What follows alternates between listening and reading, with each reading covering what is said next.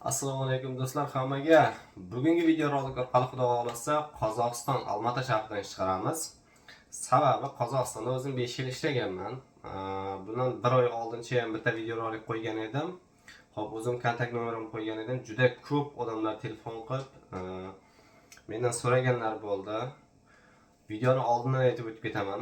Akalar, shu videoni faqat oxirigacha ko'ringizlar. Mana shu Qozog'istonga ishga boradigan odamlar videoni oxirigacha ko'rib, keyin telefon qilingizlar, nomerlarni saqlang qilib, keyin telefon qilingizlar. Sababi juda ko'p odamlar menga telefon qilyapti-da, o'zi boshqa bir temalarni gapiryapti. Seminni ish bormi? Leva bo'lmasa, men ekskavatorchikman, men kranovchikman. Men masalan samolyot haydaydiganlarga ish topib berolmayman-ku. Men aytganman, faqat stroykada ishlaydiganlarga. Endi bu ham bir qaysidir ma'lum miqdordagi odamlarga bir ishlab ketishda bir yordam berishim mumkin. Endi 5000, 6000 odamni bilmadim. Itak mana shu videoni qo'yganim beri ham kamida bir 200 dan ko'p kontaktdan telefon qilgan menga, chunki bunga javob berishga ham vaqtim yo'q. Hozir mana shu videoni oxirida ish beradigan odamlar o'zim nomerini qoldiraman. Faqat videoni oxirigacha tomosha qilib, sizning qo'lingizdan shu ish keladimi, shu ishni qila olasizmi? Ana shunda telefon qiling.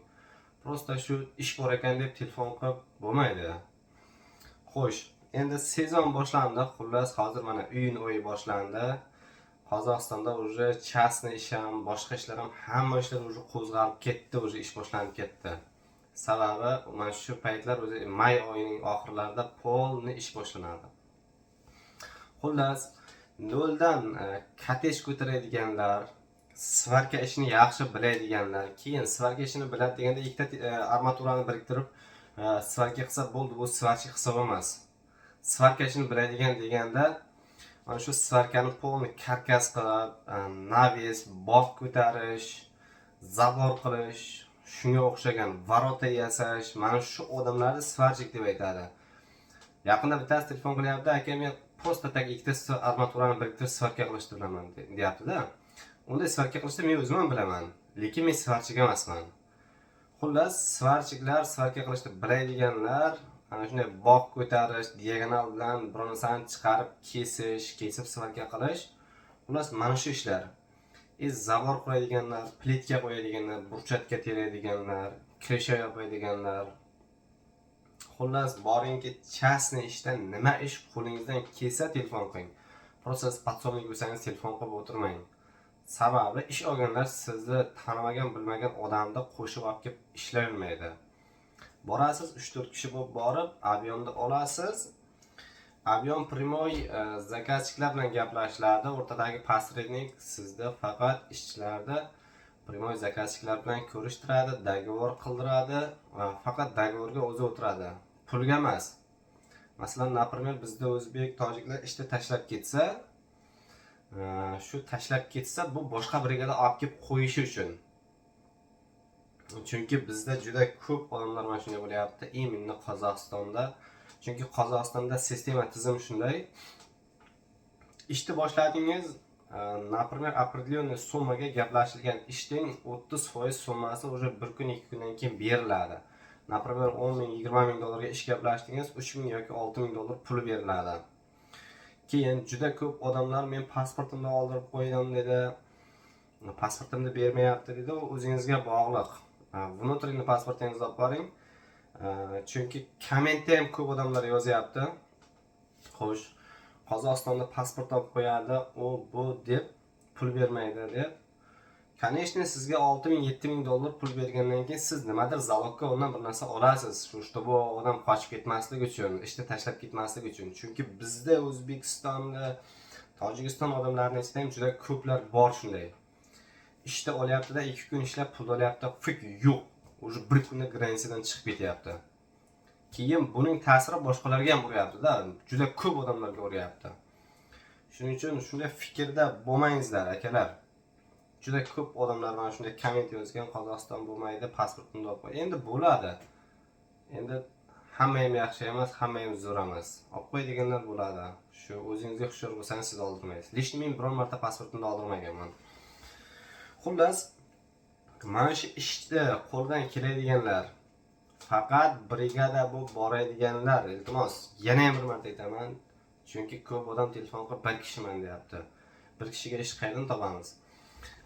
Menga leshni biron foydasi yo'q. Chunki o'sha yoqda 5 yil vaqtimni o'tkazdim, 5 yil ishladim, Xudoga shukr qilaman. Harakat qilsa, normal ishlasa bo'ladi. Faqat narxlari Rossiyaga nisbatan sal arzonroq. Endi ko'proq ishlasa, shu Rossiya pulini topsa ham bo'ladi. Chunki Xorazmliklar, Qoraqalpog'istonliklar, Samarqandliklar o'sha deyarli ko'pchiliklari o'sha Qozog'istonda ishlayapti hozir. Oxirgi bir 5-6 yillardan beri shahar ishlatgan bo'lsa kerak. Chunki atrofimdagi tanishlarda mening tanishlarim ko'plari shu Qoraqalpog'istonliklar edi. Samarqandliklar, Xorazmliklar ko'plab kirib ishlardi. Xo'sh, ishlasa bo'ladi Qozog'istonda ham. Men shu yerda nomer qoldirib o'tib ketaman. Shu nomerlarga bog'lanib, faqat brigada. Например, 4 ta odamsiz, qo'lingizdan bir ish keladi, tilni bilasiz, borib ish olishingiz kerak. Ishni borib gaplashasiz, shu ishlagan ishingizni summasidan 10% posrednikka berasiz.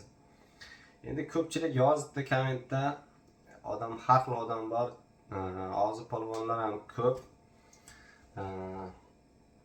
Qozog'istonda pul bermaydi, Qozog'iston kidala, Qozog'iston yomon davlat.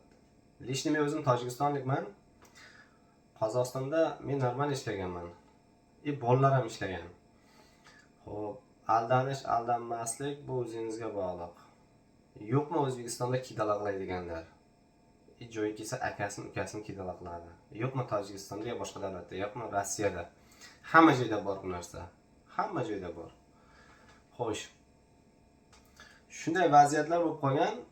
Mana men hozir endi bu posrednikni qanday odamligini men endi aytaman-da. Hozir ko'pchilik yana yozadi, bu yozinglar yana. Shu posredniklarga ishonib bo'lmaydi, pul bermaydi deyotganlar. Shunday bo'lgan, menda bir 3 ta obyekt bo'lgan payt bittasini bir tanishimga berganman. Где-то $1,500 olib qochib ketgan. Bir kunda qochib ketgan. Instrument уже $1000-2000 instrument bor edi, narsalar bor edi. Olib qochib ketgandan keyin meni xabarim bo'lmagan, ana shu posrednik xazanga o'zining kissasidan shu pulni berib, boshqa odamlar kelib ishlatib telefon qilgan menga, shunday bo'ldi deb. Men borganman. Borgandan keyin meni urmagan, yo pasportimni olib qo'ymagan. Chunki menga u odamlar daveriya qilgan edi. Что men qilib beraman u narsani. Leshni men aytganman, ha, bu narsada mening aybim yo'q, lekin men olib kelgan odamlar, tanishlarim shunday qildi, pulni beramiz deb. Undan keyin ham boshqa ishlarda ishlaganman. Demoqchi bo'lgan odam deganim, bu odam normalniy odam. Etak o'zi hozir bir 25-30 dan ko'p brigadasi bor. U leshni pul olmaydi hech qayerda. Primoy zakazchidan pul olmaydi. Faqat ishchilardan o'zining foizini oladi. Ishchilar zakazchidan oladi, siz posrednikka berasiz.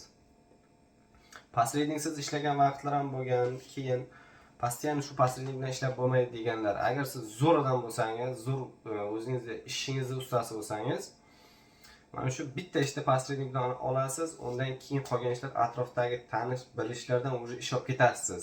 Agar zo'r usta bo'lsangiz. Например, menda bo'lgan shu posredniklardan bir sezonda 3 ta yo 4 ta ish olardim.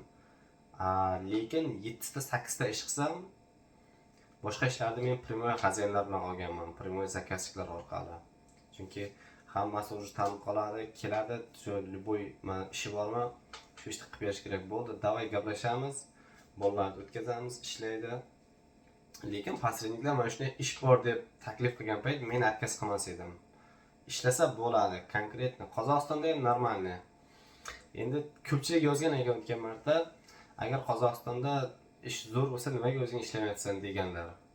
Chunki mening oilam shu yerda, otam, onam hamma, butun boshli oilam Rossiyada bo'lganligi uchun aka-ukamni ancha yillar bo'lgan ko'rmaganimga, deyarli o'sha zapretimdan keyin aka-ukamni ko'rmaganman. Shuning uchun kelganman bu yerga. Qozog'istonda normal yashasa bo'ladi. Podpiska qilmaganlar ko'p. Agar malol kelmasa, shu kanalga bir dona podpiskani bosib qo'ysalaring, xudo xolasa, faqat kimgadir yordam bersam, shundan xursandman. Xullas do'stlar, mana shu yerga posredniklar nomerini qo'yaman. Aloqaga chiqinglar, gaplashinglar. Kimgadir foydam tekkan bo'lsa, bundan xursandman. Hammaga rahmat. Sog' bo'lasizlar.